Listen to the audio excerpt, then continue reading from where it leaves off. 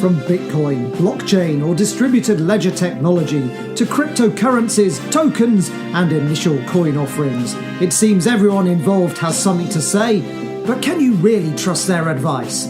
One man's had enough of weasel words and charlatans and is ready to give you impartial, independent analysis. With digestible blockchain bytes, ICO analysis, and need-to-know news on cryptocurrencies, author, speaker, transparency and clarity advocate, and award-winning software innovator, Barry James brings you Radio ICO. Welcome to this, the first ever episode of the ICO radio show, brought to you by Barry James. My name's Jamie Veach and I'm interviewing Barry for this episode in which we talk about Barry's background, his recent work in crowdfunding, programmable money, his books, his writing, and why he cares so much about the transformative potential of distributed ledger technology, blockchain and cryptocurrencies. Barry also answers my questions about changing the nature of work and talks about creating an economy that works for people. We talk about getting away from the zero-sum game of the existing financial system and remaking it fit for the future. What is a cryptocurrency? How are records kept? What about bubbles? Barry talks about all of this and reasons people may choose to buy or hold a cryptocurrency. Barry discusses whether exchanges are safe and should we be concerned about Bitcoin's volatility. Barry also covers regulation, sandboxes, and much, much more. So enjoy the programme, and here is Barry James. So Barry, hi there. You and I have known one another for quite a long time. Can you just describe yourself in about 2 minutes? No. Who can? But I'll give it a go. So I'm someone with a long tech background who has become fascinated with the interaction between society and technology. And of course now we live in an augmented reality. We all live in a digital world, a digital age, which is changed by that. And my interest and obsession, if you want to call it that, is all the new technologies, blockchain in particular, but also crowdfunding and ICOs and all the things that go around that and the way that they are shaping the world now and their potential to shape the world in the future for good or ill. Okay, brilliant. So, interested in, fascinated by the potential here. And there's a link here, isn't there, between technology, society, public good as well. And if you like, putting control into the hands of more people, almost. Yeah, absolutely. What's so exciting for you? Okay, well, this is why we fell in love with crowdfunding when it first came on the scene, because here for the first time was something that could move innovation away from the needs and priorities of big corporations and their labs and release it so that the crowd, the people who are ultimately going to use these things, could decide what gets made. And in fact could help co-create it, and so it's proved. So we've had an absolute explosion of creativity, we've had an explosion of new ideas and products. It's continuing, it's ongoing.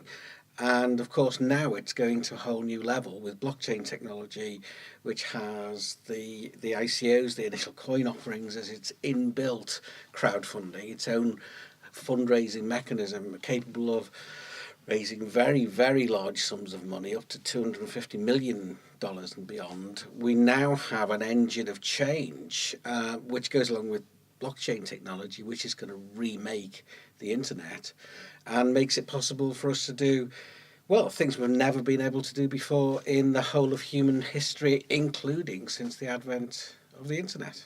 Okay, so is this a world that's open to the many, or is it open to only the few? It's a world that is opening to everyone. It has been something of an enclave, if you like, something that has been the domain of the geeks. So the earliest ICO was a very, very geek idea. It was the thing that invented the ICO, and that was putting another protocol layer on top of Bitcoin, which, unless you know what that means, and you're kind of conversant with how that sort of stuff works, there's no way of knowing how powerful or exciting that could be, which, believe me, it is. It meant we could have programmable money, as well as money with a bank built in that can transfer itself instantly around the world. But now what we're getting to the point is where people have heard of Bitcoin and are curious about it, quite rightly. This is the reinvention of money. This is something that's global, and that affects everyone, so quite rightly getting interested in it. But I think we're just at the beginning of people beginning to understand the potential. Yeah, I've just come back from the States. This was a major topic of conversation, the major topic of conversation, where people were really beginning to get their heads around and start to engage with this. People are beginning to put their toe in the water. This is something that people are really beginning to engage heavily with. Huge amounts of media commentary around it too, in mainstream press as well. Yeah. So we're going to come on to some questions about what this all is during this podcast. Now, just before we do that, I want to know a little bit more about yourself, Barry, your focus on the public good. So tell me a little bit about the type of publications that have featured your work and your book. Okay, well, the book is called New Routes to Funding. It was we conceived it, and we crowdfunded it, of course, as a work to help people understand the way that funding has changed, particularly crowdfunding, and now working on the ICO edition for that as well. And that's been, really well received. People are liking the fact that, it's approachable and has made it approachable. In fact, a few people have been kind enough to call it a page turner. I had one complaint. I gave it to the chair of a conference I was at. In fact, it was the one in LA recently, and the following day he complained he'd not had much sleep because he was turning the pages. So complaints like that I could live with. So that's New Routes to Funding.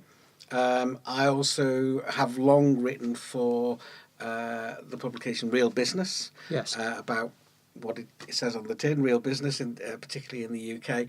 And I write quite a lot these days also for Crowdfund Insider, which the name is self-explanatory, but very often about the key issues of the day around the regulation of fintech more generally, crowdfunding and ICOs in particular, and challenging some of the thinking. Okay. Grand. That gives us a picture of what you do, challenging some of the thinking. That's important. And it's not for you about helping people to sort of get rich quick. Your societal focus is intriguing, interesting, and rarely comes across from other commentators in the ICO and even crowdfunding world.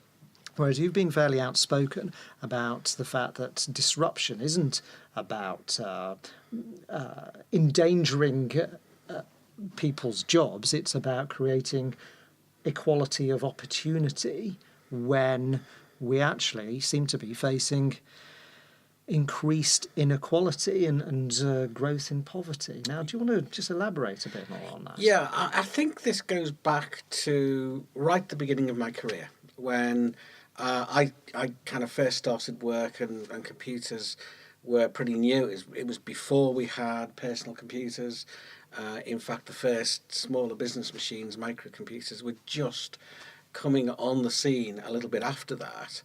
And there was a huge controversy about, what people were going to do with all the leisure time that would happen as a result of this and how society was going to change. And of course, people talked about the white heat of technology. Well, we've had kind of white heat from the technology, but it didn't work out like that. We're all busier than we've ever been. We're more connected than we've ever been, and I think we're probably all working harder than we've ever been. So that kind of gave me a perspective. I had to think a lot about how that was, what I was involved in, and from an ethical point of view, and how that was going to affect people's livelihoods. Now, winding forward, about 3 decades from there, and having seen and been at the forefront of technological change to society ever since, I see that we're headed for the biggest change yet.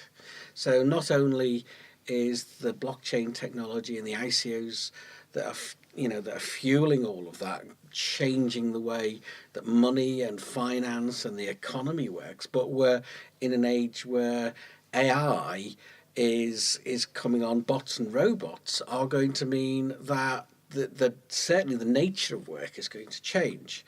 And I think it was Buckminster Fuller that said, we're called to be architects of our future, not victims of it.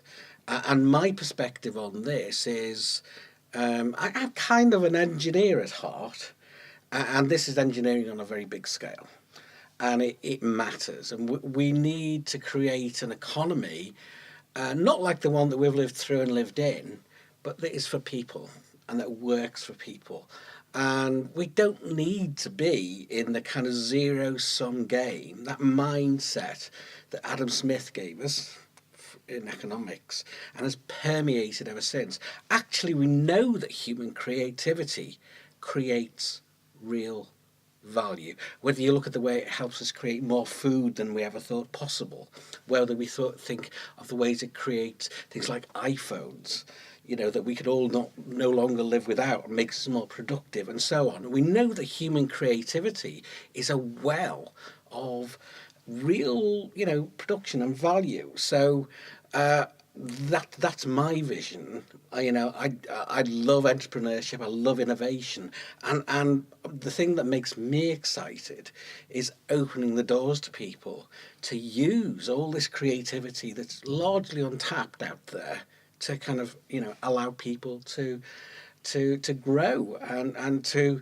work together, and to it's one of the beautiful things about crowdfunding. In its very DNA, it enables an entrepreneur to go from nothing to find a group of people and something they need or want and serve that need. Okay, grand. So you're talking about opening a gateway to enable people to unlock creativity, unlock the creation of value, and also I think you're talking about the sharing and the distribution of value as well in terms of society. It is true that we live in a society which is very unequal, and that really matters. And where the existing institutions have been built on that whole idea of win-lose, of zero-sum game, of in order for me to win, you've got to lose. And it fundamentally, we now know, if we were ever under any illusion about that, we can't be any longer. But we have a system which, if you think of the banking system and of the finance systems, which is built on those ideas. It's been built on the idea of win-lose, and which has rents and tolls built in at every stage. So again, the positive in that and the excitement in that is we are remaking money, and we are remaking the whole financial system. The big question for me isn't whether that's going to happen or not, or even so much how fast, although that does matter, because there's too much poverty. There's unnecessary poverty. So it does matter. But what matters most is our destination, where we're headed. Are we consciously going to go out of our way to create a more equal, open society where everyone can prosper? Or are we going to stay on the track that we are on at the moment, which is increasing poverty and increasing concentrations of wealth? Because, well, I'm not the only one who's pointed out how disastrous that destination is. You don't have to go to a radical. You can go to Christine Lagarde or the governor of the Bank of England, Mark Carney, who've said these things. I don't see any change from the establishment on that. So I think it's going to be up to entrepreneurs to consciously create this world. Okay, right, fascinating stuff. Now, let's go on to some specifics then in terms of the burning questions, first of all, that people new to the world of cryptocurrency may have before we go into some in-depth questions to answer some highly specific technical queries that people familiar with the world will have. You've kind of whet my appetite here. You've talked about enormous potential. And I think answering now some of these specific questions is going to answer the how. So first of all, just tell me in very simple terms what a cryptocurrency actually is. What does that mean? What is it? Okay, so a currency, by its nature, is a means of exchange. It didn't exist before we created it. But the idea of having a means of common exchange is very powerful. There's lots of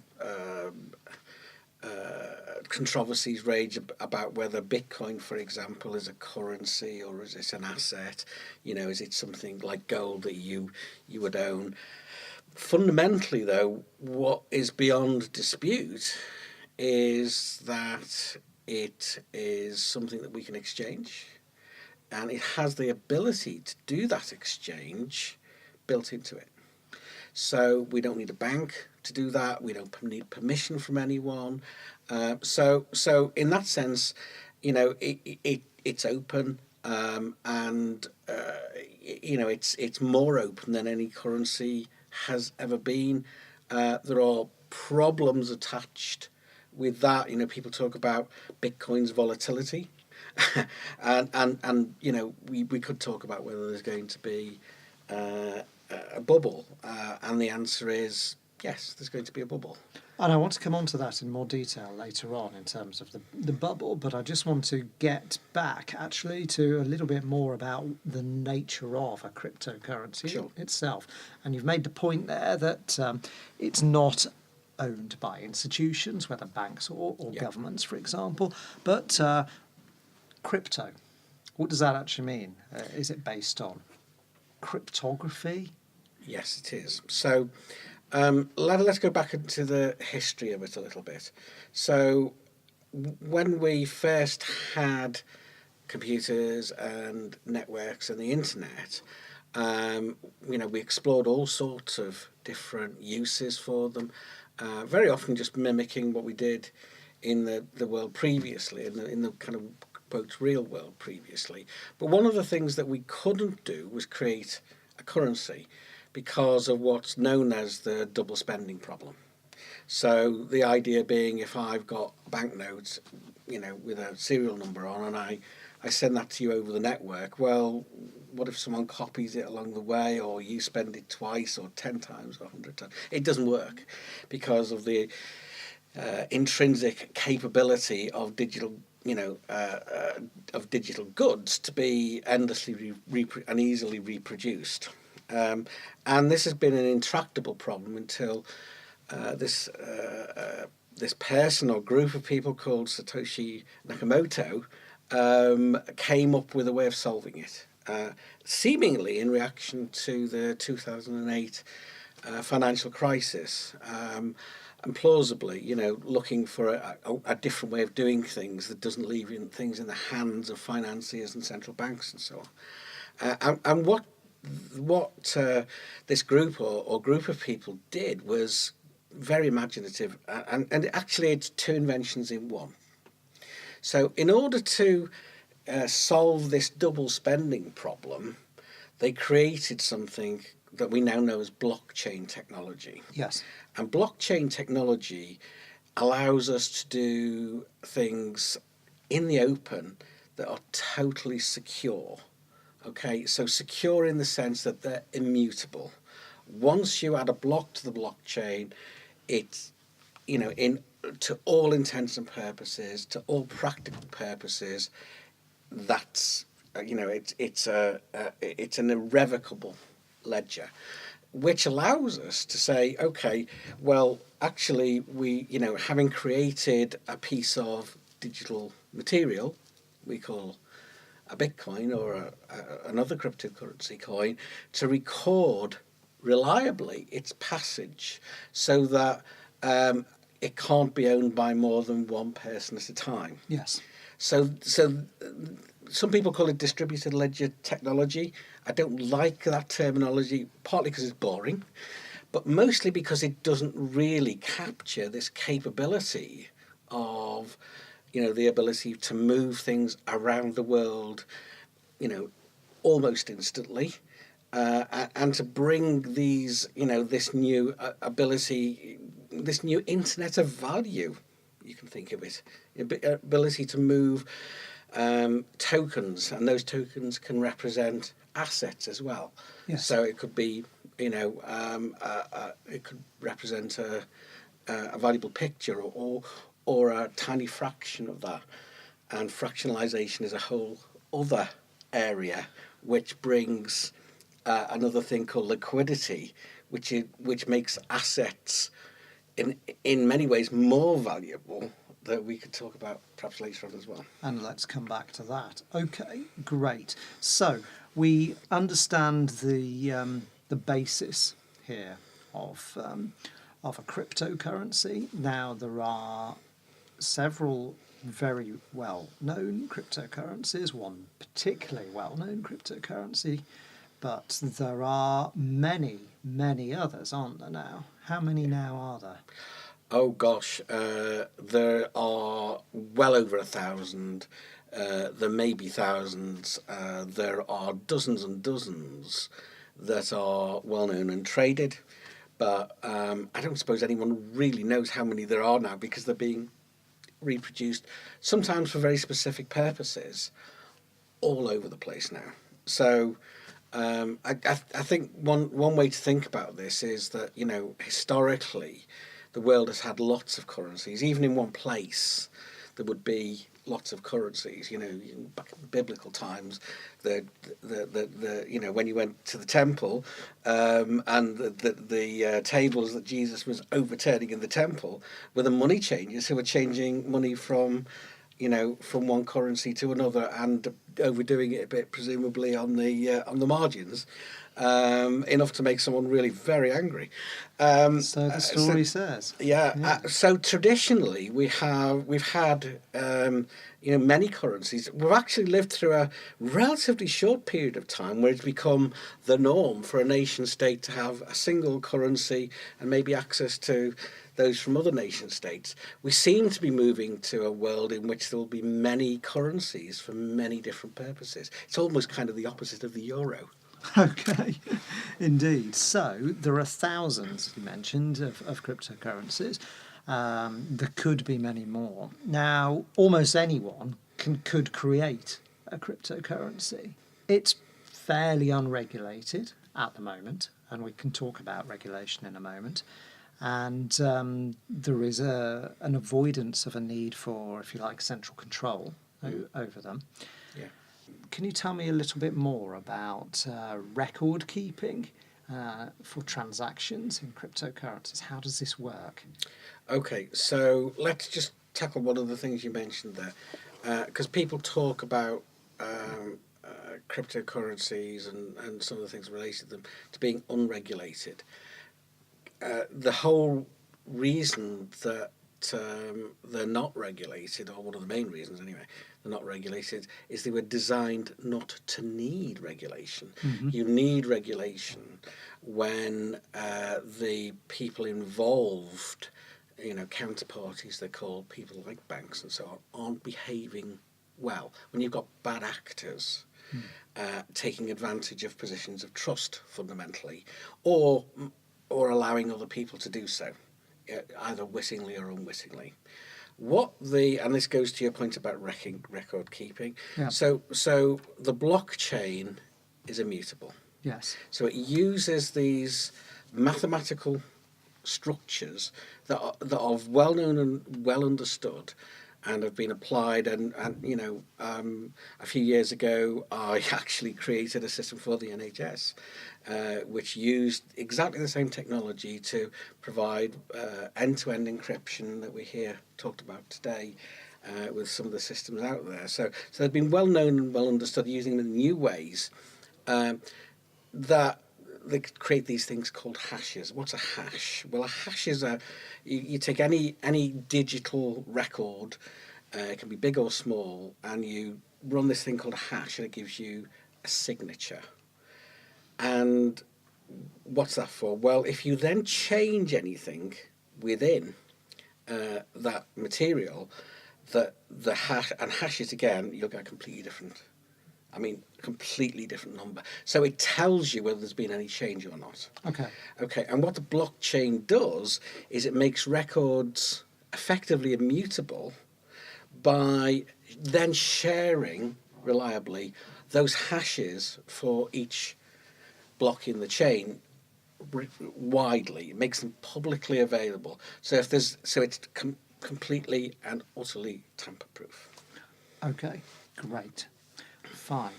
And we've talked about numbers of cryptocurrencies. So we're hearing a lot about Bitcoin in 2017 and its growth. It's several years old. Is it 9 years old now? Thereabouts, yeah. Yeah, thereabouts. And we're hearing some people describe Bitcoin as a bubble, some people describing it as dangerously volatile. Bitcoin hasn't always risen in value, though, has it? No, of course not. You wouldn't expect that for any currency or any asset. Certainly not a relatively new one. So let's talk about bubbles. Okay, so a lot of people talk about bubbles and they reference one of two things: the dot-com bubble and the tulip bubble back in the 1650s or whenever it was, when everyone went wild and started buying tulips and they would change hands at vast prices. Okay, and then we had the dot-com bubble when investors got really excited about everything that looked like it might be a valuable property on the internet and started throwing money at it. There's a huge difference between those two bubbles. Okay, the big difference is the tulips were still there at the end of it and had exactly much the same value at the end of it as when you started. The dot-com bubble was a blip in a process that changed the world. Okay, so we now live in a post-dot-com era where we all use digital tools all the time, where we have the internet ubiquitously, where we live in this augmented reality as a result of the process. And that was just part of the process. That was part of the unreasonable, expectations of some investors. And will that happen again with blockchain? Well, almost certainly. And will there be ups and downs? Certainly. Does that mean you should steer clear of it? If you're unprepared for that, certainly. However, I think it's more intelligent to ask the question, how could I benefit from this? How can I understand what's going on in the world around me? And how can I, without putting myself, needlessly at risk, benefit from the process as well? And there are ways of doing that. Okay, now that's interesting in terms of benefit from the process, and I suppose that brings to mind that one reason why someone might buy some cryptocurrency would be that they simply hope for it to appreciate in value. But that's not the only reason for buying cryptocurrency, is it? And there could be other reasons why someone might choose to buy cryptocurrency, and I'd like you to tell me what they are. Okay, so first of all, I would advocate not spending a lot of money, not putting a lot of money into this, but buying a small amount of cryptocurrency to learn. Okay, so we're entering a new world, and learning about the new world will put you, whoever you are, in a better position to understand what's going on around you and to participate in what's going around you. If you do that, it is a different way of understanding. It's a different way of seeing the world is involved. We all get these rules built into us about the way the world works, and this works a bit differently. So first of all, learning. Secondly, these cryptocurrencies or crypto coins kind of meld seamlessly into things that are called tokens or crypto tokens. And crypto tokens are kind of the same thing, but they tend to be for a specific purpose. So they're a bit like a crowdfund. So, for example, one of the big ones was Filecoin, okay, which is really a token. What was that? Well, the people behind it wanted to create an alternative to Dropbox, Right. but with a different aspect to it. Okay, so instead of spending money for them to host your digital files and goods and whatever, this is a two-way. Filecoin, people want to create a two-way system where you can also earn money by allowing use of some of your spare capacity on your hard disk on your computer to store someone else's encrypted so you can't see it and so on. So a lot of people loved that idea and got involved for that reason. Okay, right, interesting. Now, I do need to throw a caveat into the conversation right now because we just talked about learning and finding out about what's going on. We have to add, given the nature of the world today, that none of this should be construed to be professional investment advice. This is learning advice. This is about learning. This is about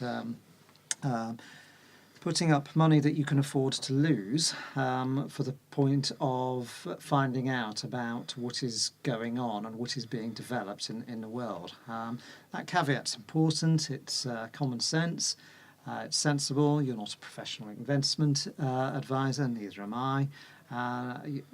We're having this podcast to discuss the technology that is available and the opportunities that we believe that it could present, but we cannot predict the future either. So yeah, I mean that's absolutely right. Under no circumstances should you consider putting more than you can afford to dismiss, to lose if necessary, into any kind of speculative investment. And from that point of view, you should probably regard certainly new coins and even things like Bitcoin in that sort of way. So no investment advice, but it doesn't have to cost you more than, I don't know, a meal or a cup of coffee in order to try this out and get your fingers in there and begin to understand how it works. Yes, to understand how it works, indeed. Okay, I just want to go back to a question that we haven't fully explored, and this is about where the units, the coins within a cryptocurrency, where they come from, how they are created. What does the word mining mean when we hear about mining for Bitcoin? Okay, so it's really difficult to answer that question without a clear understanding of the public key, private key mathematics and the hashing mathematics that go on. But fundamentally, the whole thing is based on what's called irreversible mathematics. So it's this hashing mechanism, which is really actually quite hard work doing forward to get to a hash that we talked about before, but is colossally hard work. So much so that it very often it's said, and if the things are set to fall, it can take several times the age of the universe and involving all the computing power available on Earth to actually crack those things, and it's all being quantified. So it's really about finding particular numbers, mining for them, going through lots of different combinations for a number that actually goes with the material and the hash to lock that blockchain.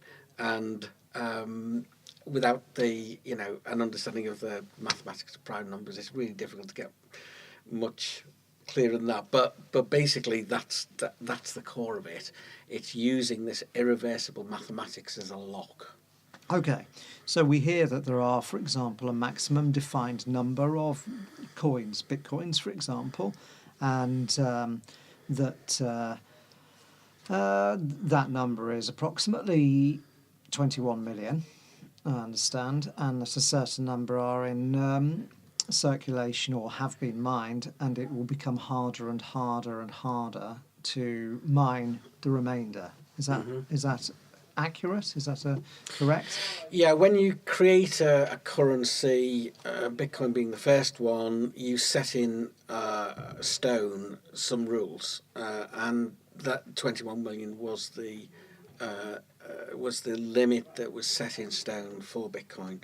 So there will only ever be, a maximum of 21 million Bitcoins.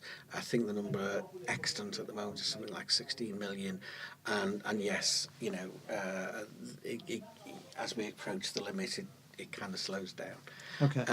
However, that's not like saying you can only ever produce 21 million coins, although that's the terminology. The difference is that bitcoins and most currencies are almost infinitely indivisible. I mean, they're not infinitely indivisible. It's lots of decimal points. But someone asked me, well, can I own a half a Bitcoin or a quarter of a Bitcoin? Actually, you can own a pound's worth of Bitcoin, Right, or a dollar's worth of Bitcoin, because you get a tiny fraction according to whatever the value is when you buy it. So actually that 21 million ultimate supply was designed from day one, but it doesn't mean that there isn't expansibility in the system.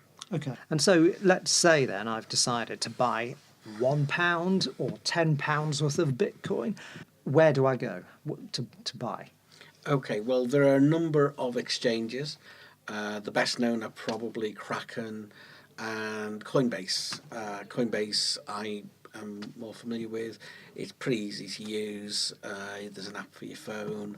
You can buy and sell Bitcoins, and Ethereum is the number 2 currency after Bitcoin. Yep.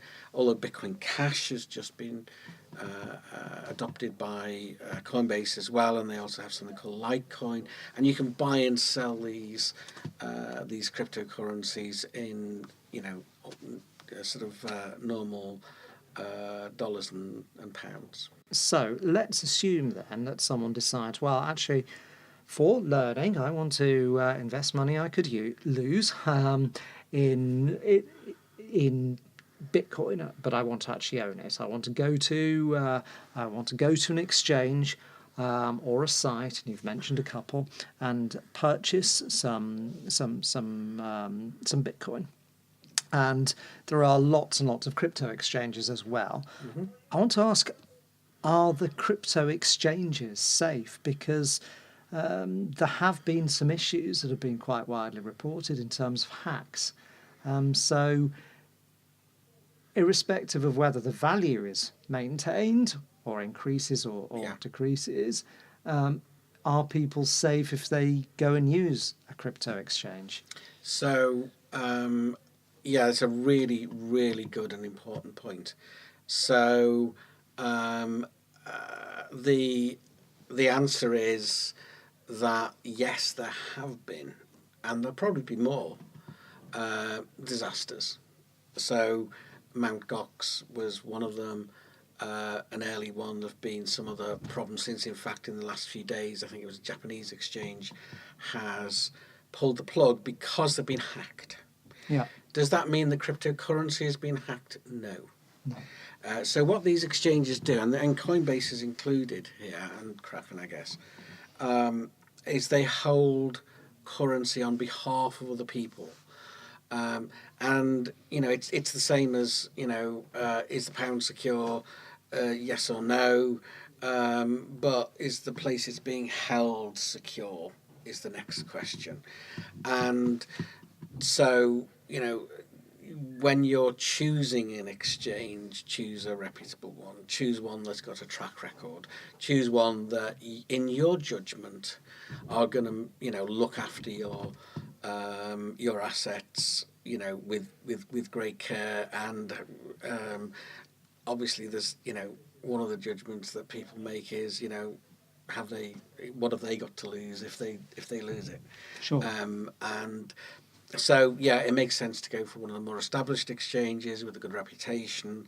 Certainly, if you're going to rely on them for an amount that matters to you, even if it is an amount that you can afford to lose. Right, that's really interesting commentary there, Barry. Thank you very much indeed. Now, the other flip side of the coin, beyond safety and security, if it were to come to the point where you want to sell, you may not be able to because of volatility. Buyers may not always be available, particularly if the market were to fall. I mean, that's probably well worth bearing in mind as well, isn't it? Yeah, it's more likely to affect what I suppose is often referred to as altcoins. Yes. Than the more mainstream coins, although theoretically, if not practically, they could be affected as well. I haven't seen, and I'm not aware of, a situation yet where the more mainstream coins have been badly affected, although it depends on the size of your holdings. Yes. So if you're holding a few tens or a few hundreds of dollars or pounds, it's much, much less likely to affect you than if you're holding hundreds of thousands Yes. of dollars worth. Okay, that's really interesting. Okay, so some specific questions, and we're recording this at the end of 2017. So the price graphs for 2017 have been really, really dramatic in terms of changes, volatility, price rise for Bitcoin, for Ethereum, and so on. But Bitcoin has 9 years of trading history, and 2017 has been the dramatic year of change. Now, what could Bitcoin end up at? What could be the potential price at which it plateaus if it continues to rise, or let's say what might it fall to even as well? Let's look at both sides. Okay, well, this question is a little bit outside my normal territory, so I will try and answer it. But let me say first that my objective for cryptocurrencies more generally, my interest in them, is to see them take their place in the mainstream. Yes. As an alternative and competition to fiat currencies, not least because fiat currencies have holes in them.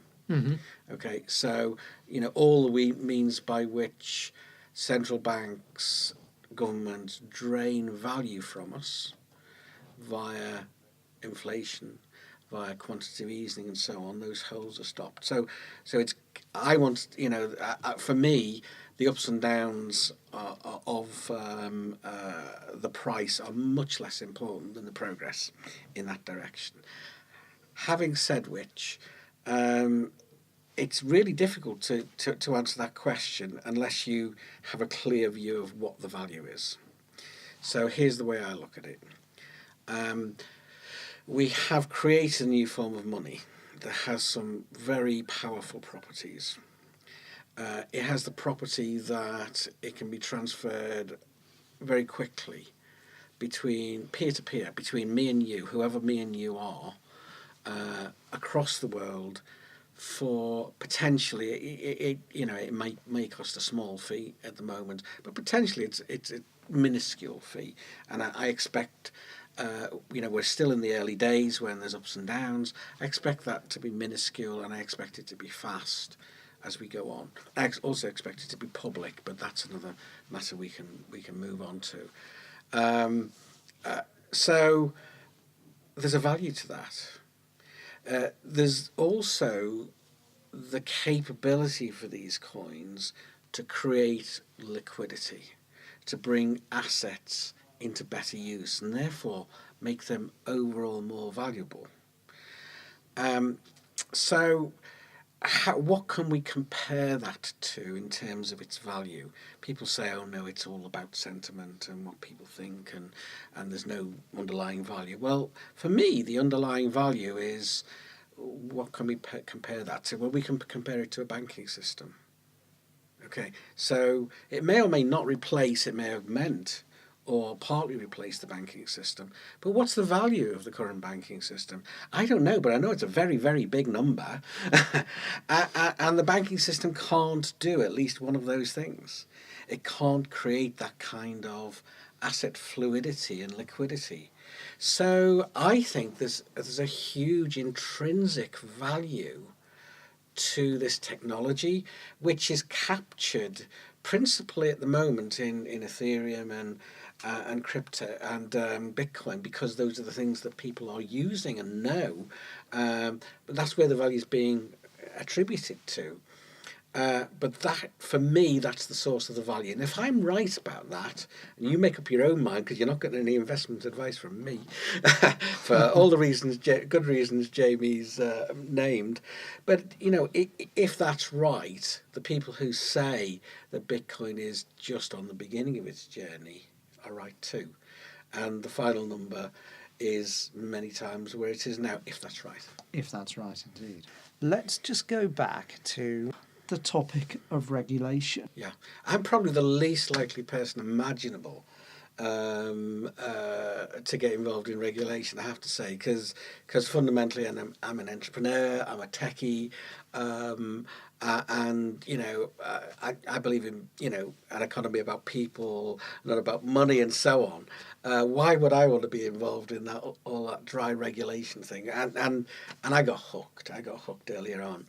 Back in 2012, when and it was crowdfunding. So our regulator, the FSA, as it was back then, before they changed their name to the FCA, Yes, were making very dire warnings and about crowdfunding and how to protect yourself from it and all this sort of thing, without really understanding it, without differentiating between the different forms of crowdfunding, like Kickstarter, and very different to equity crowdfunding, and so on, and creating a cloud, as regulators do and will, to try and suppress something that they don't understand and therefore are fearful of. They're only human beings.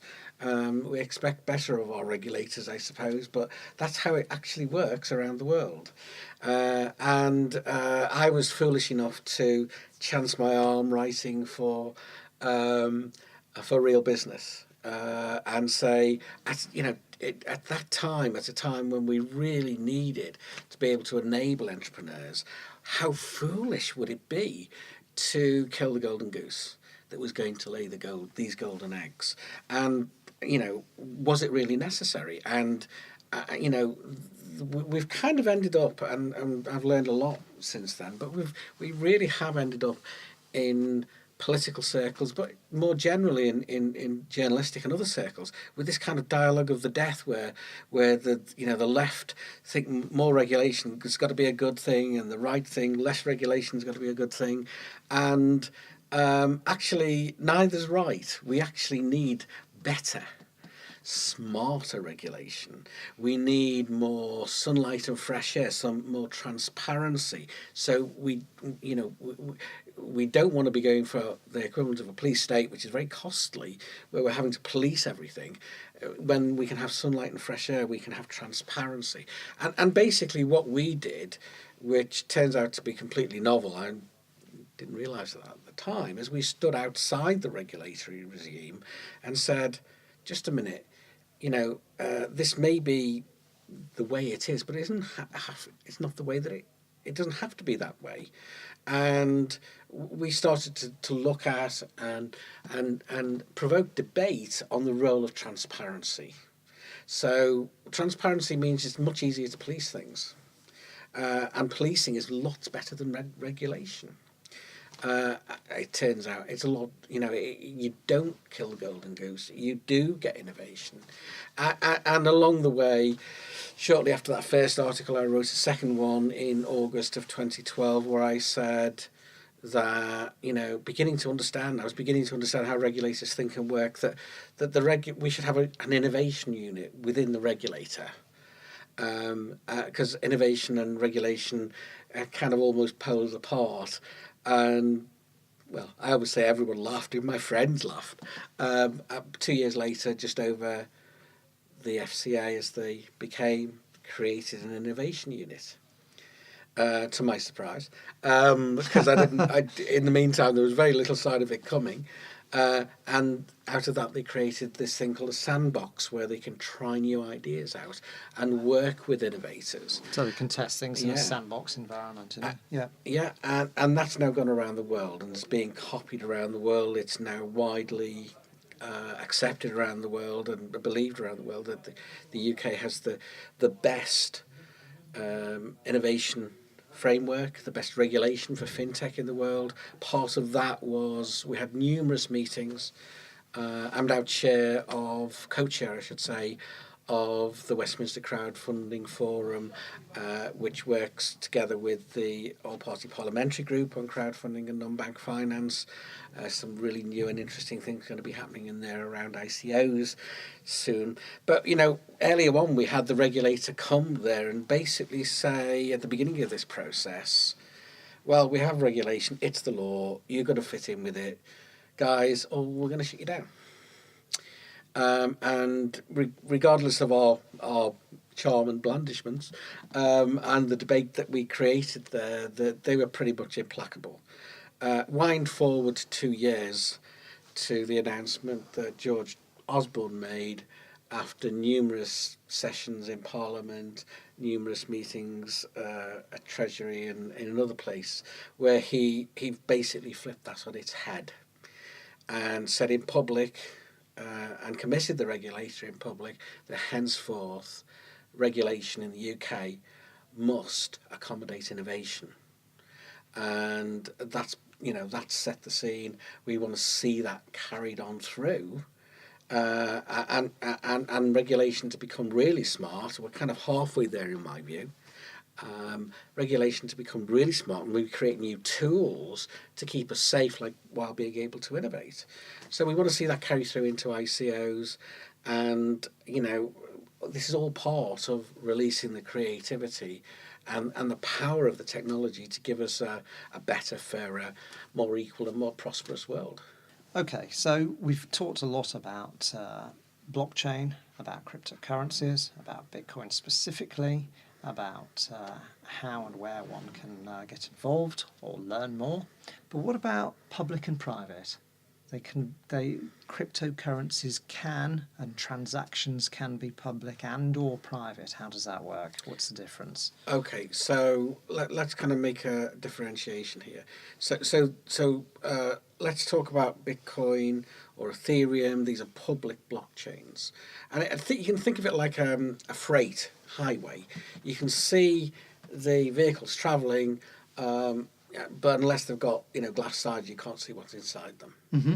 Okay, so that's kind of a reasonably near analogy in terms of both transparency, but the anonymity of the identity, although you can trace every transaction. Okay, but what the debate that I'm really interested in terms of public-private is we, as I mentioned before, are coming from a world of toll roads. Yeah.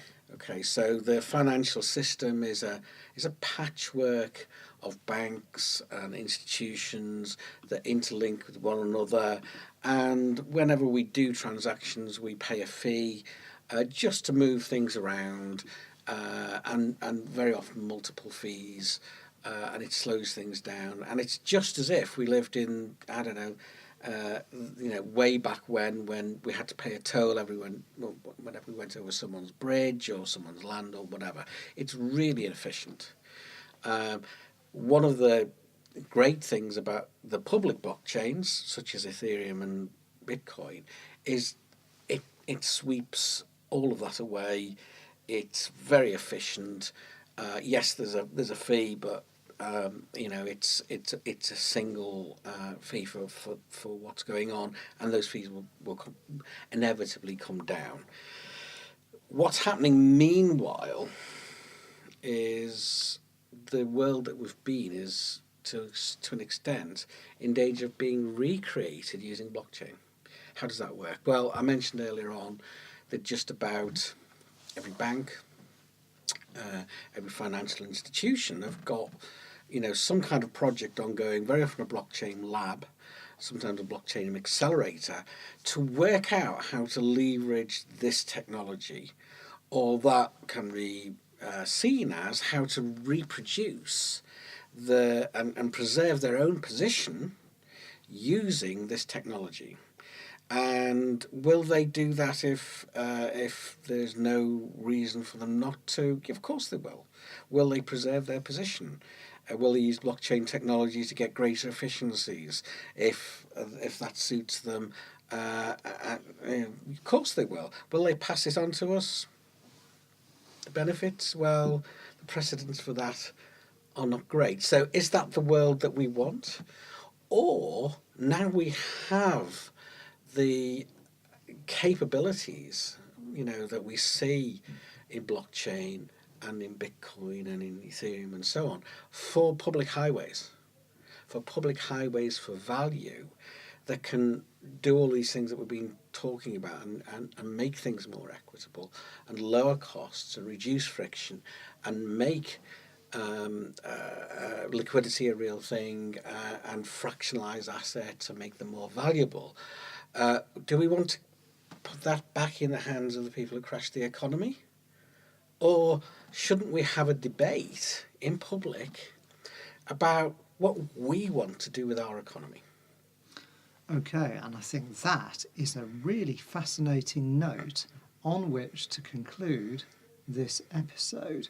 And you've got 2 future editions with fascinating guests already lined up. And available as well already when this show goes out. So who's on, Barry? Who else is on? Yeah, before I go to who's on, let me just say that we're also lining up a really cracking event that will be in Westminster, where we want questions, we want your questions, we want your points, but actually we want speakers as well. So if you'd like to participate in that debate, please do get in touch. It's going to be really fascinating and important event.